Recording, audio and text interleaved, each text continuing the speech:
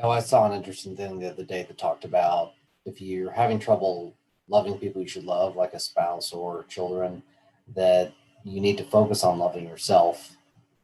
And it kind of reminds me of when I say on an airplane, put your mask on before your kids. Is you can't take care of other people. You don't take care of yourself. But it's so much easier said than done. And, your instinct when your child is with you is not to put your own mask on first. That's why they have to keep saying it because it's so counterintuitive. Like you would want to think about your child. And so you really have to be taught this. And also, a lot of people don't love themselves. And that's the deep, dark secret of PTSD. And they don't love themselves because they don't love how they behaved when the things that arguably were uncontrollable occurred. They don't like their response, which they may feel was controllable. And so there's a lot of self judgment and self blame and a lot of feeling that one could have prevented negative outcomes for other people as well as themselves. And so a lot of people don't feel so good about themselves. And so, yeah, it's very hard. It's easy to say love yourself, but gosh, it's hard to do sometimes. And so part of the therapeutic process really involves finding self-compassion, finding finding the you that you should love. And by the way, a lot of people signed up for the military without loving themselves either, to run away from something else.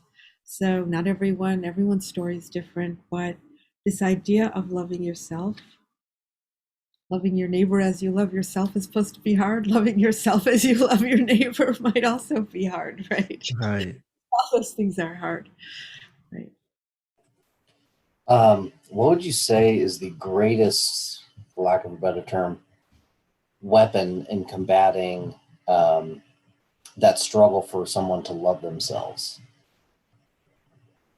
I think judgment, really, this idea that we all live in a world where we're constantly judging others and others are judging us and we're judging ourselves. And so um, I think inside, some of us worry that if we were in a situation that is life threatening, we wouldn't necessarily be able to survive it in the way that our kind of superhero version of ourselves wants us to survive it. And so I think it's really hard. That's one thing that stands in the way. So I mean, we're given lessons from really early on about the person we ought to be, and and especially people who serve. I mean, they have an ethic of serving someone else. They have this ethic of doing something that is right. And so when something happens and it wasn't right, that could really that could be very difficult. Or just expecting one thing and having the world be very different than what you thought it was going to be like. And then when you can't quite wrap your head around it, it's easier to blame yourself for not having those tools instead of a situation that might be very messed up. What would you? So I think about my kids when I think about things like this, and I think, what can I tell them, even if they don't go in the military, but especially if they go in the military, either way, how can I get them to frame things in their mind younger so that they're not in the future looking back wondering what they could have done differently? How can I be their future speaking back to them and saying, here's how you can frame your mind? Because you were talking about a lot about expectation and that Yeah. being something that causes a person to have some of these issues is they had these expectations and they didn't meet them. Isn't that the question we all ask ourselves? I just want my kids to be better than me as much as I can. This is we're all in it together when it comes to this. I mean, every single one of us wants to know what is it that we should be telling our kids to prepare them for adversity, to prepare them for surviving adversity. And I think that the first time that I really thought about this was right after 9/11, when, my kids were pretty young. My youngest was only 5. Um, and, what do you say? And I think what started occurring to me is that you have to develop in kids a sense of competency. You trust them. You might have to role play a little to build competencies, like what would happen if, what would you do if. But the idea of letting your children know that you trust them to do the right thing, to survive, to use their wits, um, I think builds the kind of core competency and resilience um, for adversity. And it's another thing that's counterintuitive, I think, just like the put your mask on yourself, before you put it on your kids. Because as parents, we want to say, don't worry, mommy and daddy will protect you. Don't worry when there's a problem, I've got this. We want to be, the heroes in our kids' lives, like, don't worry about it. And I found myself right after 9/11 kind of wanting to minimize what had happened, like, don't worry, it's all good, don't be afraid. And then I realized that that wasn't the most helpful thing I could be doing, because I'm artificially trying to make a fear go away. And all that does is make me not somebody that somebody who's afraid can trust. It's not validating the fear. And so you validate the fear, and then you say, well, what would you do if something like this happened? What would you do if there was my daughter started worrying about, what if a burglar came in the house? We had moved into a new neighborhood where maybe it was scarier. Well, what would you do? Crawl under the bed. That's good. You'd crawl under the bed. Take my phone. So if you start to, instead of saying, don't be afraid, there's no monster under the bed, there's no boogeyman. If you start to work with it more like, well, let's hear what you're afraid of. Let's hear about these magic powers that the boogeyman has. What are your powers? What are you going to do? And start to kind of not do what I used to do, which is try to minimize knowledge of a cruel world, right? Try to pretend we're living in a buffered zone, and that I could be a good enough buffer. Not throwing them into adversity, but the middle ground. When you see it, linger on it and say, okay, that is bad. So what do we do when these things happen? What would make this person, if something bad happens to someone else, what shall we do to make them feel better? Just sort of working with adversity as a fact instead of trying to pretend it isn't one, I think is preparation for resilience. I think that's part of also basic training too, right? Yeah, in fact, the Army hits on resiliency quite a lot. Yeah. I think how effective it is has a lot to do with the individual delivering it, which could be any number of people, as long as they're certified. I've definitely seen some better than others, but fortunately, that is something the Army worked toward. But the Army is, and military in general, is one of those entities where they make it, and that's pretty much how it's going to be for a minimum of a decade. And it's and this isn't a dig on them. It's with such a huge entity that has schools that people come and learn. You can't just change stuff every month or two. And that's why I think people who do work such as yourself is very helpful, because people can keep up to date with newer things and getting tools effectively to fight various psychological issues that they could be running into, such as resilience.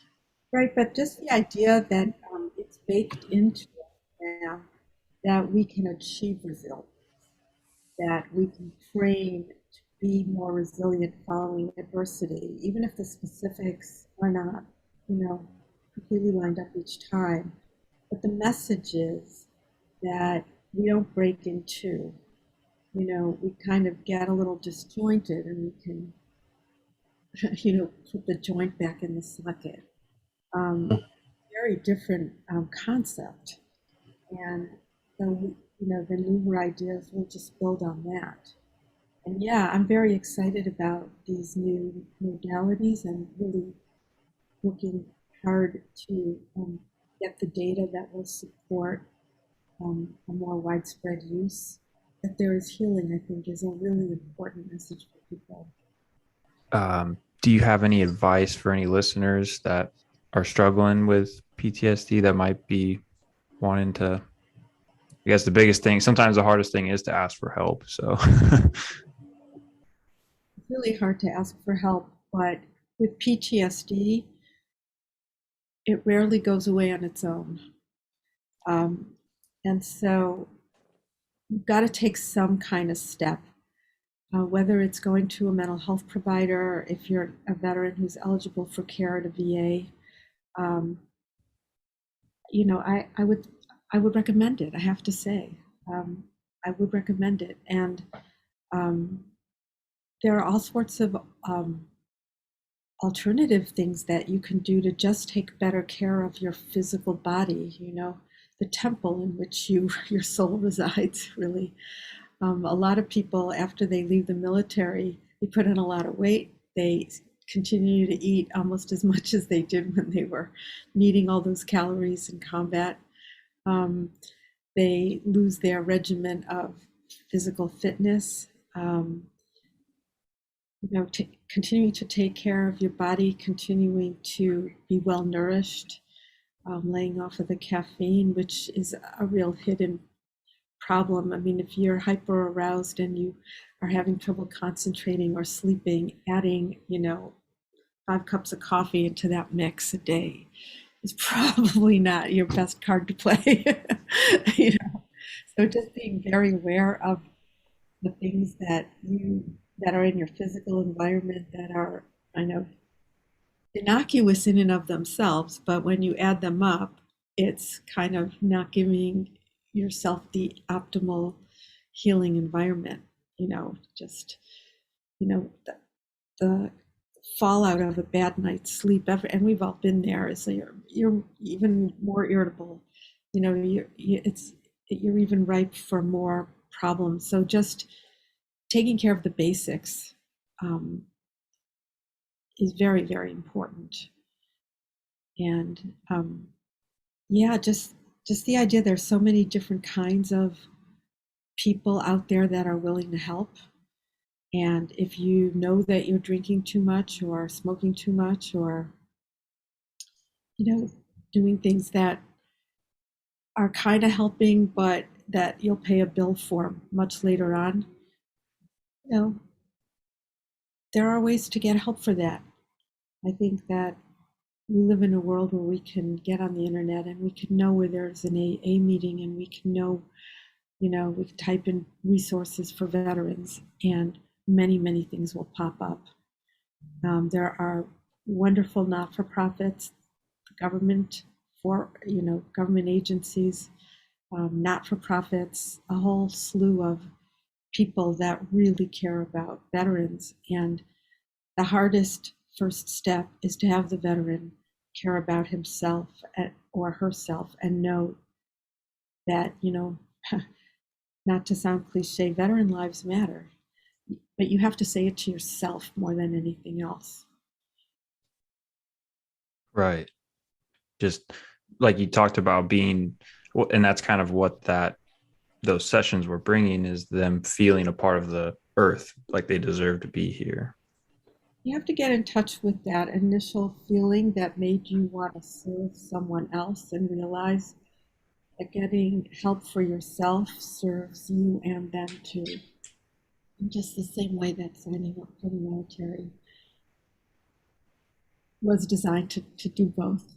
And so now Now you're going to be doing the same thing you did in a little bit different way for very similar reasons, and you've got this.